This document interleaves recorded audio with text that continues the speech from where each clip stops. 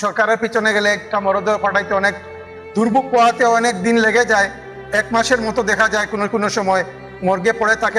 আমরা অত্যন্ত মর্মাহত যে বাংলাদেশের রেমিটেন্স যোদ্ধারা হাজার হাজার কিলোমিটার দূরে অবস্থান করছেন, তারপরেও দেশকে কিভাবে কেনাবেচায় মাথার কাম পায়ে ফেলে শ্রম দিয়ে মেহনত করতেছে। আল্লাহ হুকুম হয়ে গেছে, ওনারা দুনিয়া থেকে চলে গেছে। প্রথমে দোয়া করি আল্লাহ রাব্বুল আলামিন তাদেরকে মাফ করে তাদেরকে জান্নাতুল ফিরদৌস নসিব করুন। আমিও একজন প্রবাসী। এই প্রবাসীর মরদেহটা দেশে যে যাবে, এটা যখন আমাদের মনে পড়ে তখন আমাদের নিজের মনটাও আবেগ আপ্লুত হয়ে যায়। আমরা নিজের মন কাঁদে, যদিও আমরা দেখাতে পারিনি আমাদের কান্নাটাই ভিতরেই দাফন হয়ে থাকে।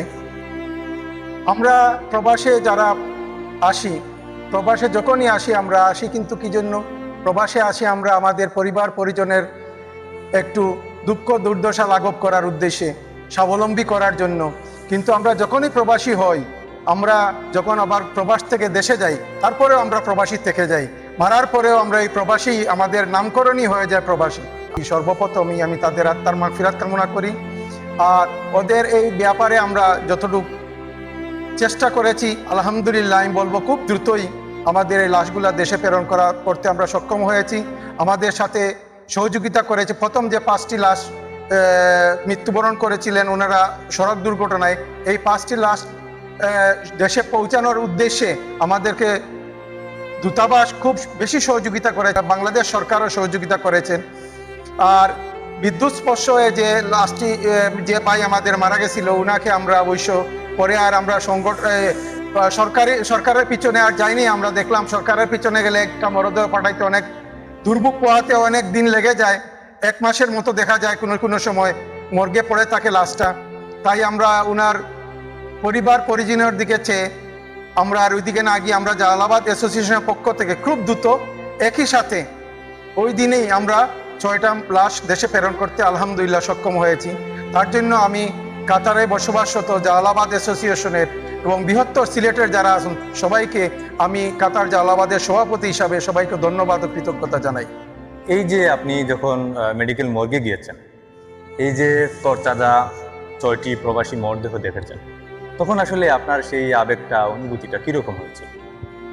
ভাই এটা বলতে গেলে তো অনেক কিছু। যেমন আমিও একজন প্রবাসী, আমিও যে এইভাবে যাব, দেশে ফিরবো, এইটা কি আমার কোনো নিশ্চয়তা আছে? আমাদের কোনো নিশ্চয়তা নাই।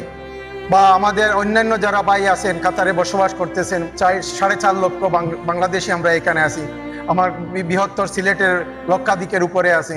আমরা তো এখানে আসছি এবং আমি দোয়া করি, মনপ্রাণে দোয়া করি, আমিও যেভাবে দেশ থেকে আসছি প্লেনের সিটে বসে, এবং দেশে যখনই আমরা ফিরত যাই প্লেনের সিটে বসেই যেন যাই, বাক্সবন্দি হয়ে কফিনের ভিতর যেন আমাদের কারো মরদেহ কোনোদিন না যাবে, এইটাই আমরা সবসময় দোয়া করি। এবং ব্যক্তিগতভাবে আমি আমার জন্য দোয়া করি এবং আমার সব ভাইয়ের জন্য দোয়া করি, আল্লাহ এই পরিস্থিতির সম্মুখীন যেন কাউকে না করে। কারণ এটা যে কত বেদনাদায়ক, এগুলা বলার মতো ভাষা আমার নাই। আমি একজন প্রবাসী।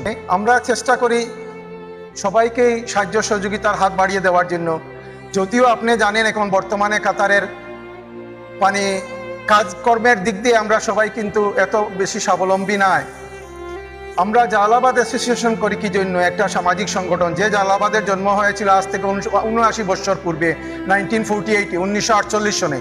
এই জালালাবাদের আমরা প্রবাসে যারা আছি, আমাদের মূল কাজটাই হলো আমাদের প্রবাসীদের, বৃহত্তর সিলেটের প্রবাসীদের পাশে দাঁড়ানো। এই পাশে দাঁড়ানোর উদ্দেশ্যে আমরা জালালাবাদ অ্যাসোসিয়েশনের পক্ষ থেকে এই পরিবার পরিজনের পাশে দাঁড়ানোর জন্য সামান্য একটু সহযোগিতার হাত বাড়িয়ে দিয়েছি। আর এই সহযোগিতার হাত বাড়িয়ে দিতে গিয়ে আমি, যদিও এটা বলা ঠিক না, আমি আমার ব্যক্তিগত তহবিল থেকে আলহামদুলিল্লাহ আমি ওদেরকে 4,02,000 টাকা দিতে সক্ষম হয়েছি। তবে যখনই কোনো ব্যক্তি, শুধু আমি বলি না, আমার ব্যাপার না, যে কোনো ব্যক্তি যখন কোনো সংগঠনে অনুদান দিবে, সংগঠনে অনুদান দেওয়ার পরে এটা আর আমার থাকে না। যেমন আমিও দিয়েছি আমার জালালাবাদকে, এটা আমার জালালাবাদের হয়ে গেছে। তাই আমি বলবো সবাইকে, আসেন আমরা সবাই সবার সুখ দুঃখে, প্রবাসীদের সুখ দুঃখে পাশে দাঁড়াই এবং এইভাবে আমাদের সামর্থ্য অনুযায়ী আমরা আমাদের হাত বাড়িয়ে দেই। আর কোনো সময় এগুলা যেন কেউ চিন্তা না করে আর এগুলা করার মানে হলো কি, ব্যাপারটা হলো এইটাই যে আজকে আমি করতেছি, কালকে যে আরেকজনের ব্যাপারে বা আল্লাহ না করুক আমারও যদি কোনো অসুবিধা হয় আমাকেও যেন অন্যরা করে, বা এটা আশা যদিও করা ঠিক না, তারপরেও বলতে চাচ্ছি এটা। এবং আমাদের যে প্রজন্ম আছে, আমার ছেলেপেলেরা এখানে বড় হচ্ছে, জন্ম পর থেকে এরা এখানে আছে, এগুলার করার মানে হলো ওরা দেখুক, শিখুক এবং আগামীতে ওরা যেন জনকল্যাণে কাজকর্ম করার জন্য ওরা উৎসাহিত হয়। এবং আমি না, আমার যারা আরও প্রজন্ম আছে দেশে বিদেশে, বিশ্বের বহির্বিশ্বে যারা আছে, সবাই দেখুক এবং এইটার জন্য উৎসাহিত হোক। এইসব কারণেই আমরা এগুলো করতে, মানে আমি আমার ব্যক্তিগতভাবে এইসব কারণেই আমি করতে উৎসাহ পাই, এবং আল্লাহ আমাদেরকে আরও করার তৌফিক দান করুন, এটাই আমার আশা আপনাদের নিয়ে। এই মহৎ কাজগুলো করি, এগুলো দেখে অন্যান্য দেশে অন্যান্যরা যারা আছে ওরা উদ্বুদ্ধ হবে, এটা আমি বিশ্বাস করি। কিন্তু আরেকটা জিনিস, শুধু কমিউনিটি ইচ্ছা করলেই সব কিছু হয় না, সব কিছুর পিছনে কিন্তু আমাদের একটা সরকার রয়ে গেছে। আমি কাতার প্রবাসী, আমার বাংলাদেশ সরকার রয়ে গেছে, এবং বাংলাদেশ সরকারের যে প্রতিনিধিত্ব করছে যে আমাদের কাতারে বসবাসরত দূতাবাসকে আমাদেরকে সহযোগিতা করতে হবে, দূতাবাস আমাদের সব কাজে আগাইয়ে আসতে হবে, এবং আমরাও দূতাবাসের কাজে হাতে হাত মিলে কাজ করতে হবে। তাই আমি সরকারকে অনুরোধ করব, আমাদের যারা প্রবাসে বসবাস করি, প্রবাসীরা আমরা কিন্তু বাংলাদেশের চাকা, মানে অর্থনীতির চাকা, সব গভর্নমেন্টই বলে আমরা অর্থনীতির চালিকা শক্তি, কিন্তু এই বলার মধ্যে আপনারা যেন সীমাবদ্ধ থাকবেন না, আপনারা যেন আপনাদের কাজে কর্মে এগুলা প্রমাণ দেন। আমাদের প্রবাসীদের সুখ দুঃখে আপনারা পাশে দাঁড়ান।